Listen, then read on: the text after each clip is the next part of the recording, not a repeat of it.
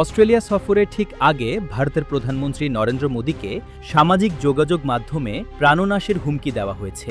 সে দেশের সংবাদ মাধ্যম অস্ট্রেলিয়া টুডের এক প্রতিবেদনে এই চাঞ্চল্যকর দাবি করা হয়েছে। হুমকির ঘটনাটি সামনে আসার পর তদন্তে নেমেছে অস্ট্রেলিয়া পুলিশ এবং আইপি অ্যাড্রেস ট্র্যাক করে অভিযুক্তের সন্ধান চালানো হচ্ছে।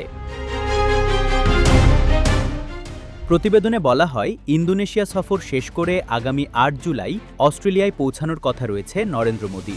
৯ জুলাই মেলবোর্নের মার্ভেল স্টেডিয়ামে প্রবাসী ভারতীয়দের নিয়ে তার একটি বিশেষ কর্মসূচি রয়েছে।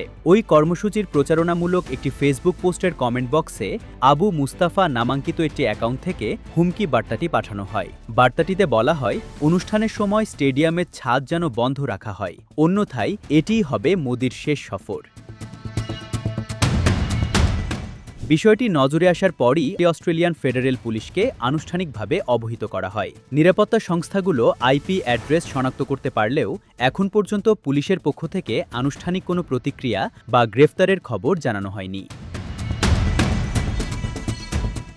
আগামী সোমবার থেকে ইন্দোনেশিয়া, অস্ট্রেলিয়া ও নিউজিল্যান্ড এই ৩ দেশে এক গুরুত্বপূর্ণ কূটনৈতিক সফরে যাচ্ছেন নরেন্দ্র মোদী। সফরকালে অস্ট্রেলিয়ার প্রধানমন্ত্রী অ্যান্টনি অ্যালবানিজের সঙ্গে তার একটি দ্বিপাক্ষিক বৈঠক হওয়ার কথা রয়েছে।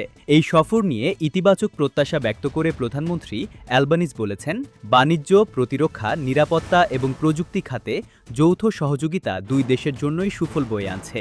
অস্ট্রেলিয়া ভারত সম্পর্ক এখন আগের তুলনায় অনেক বেশি গুরুত্বপূর্ণ ও শক্তিশালী।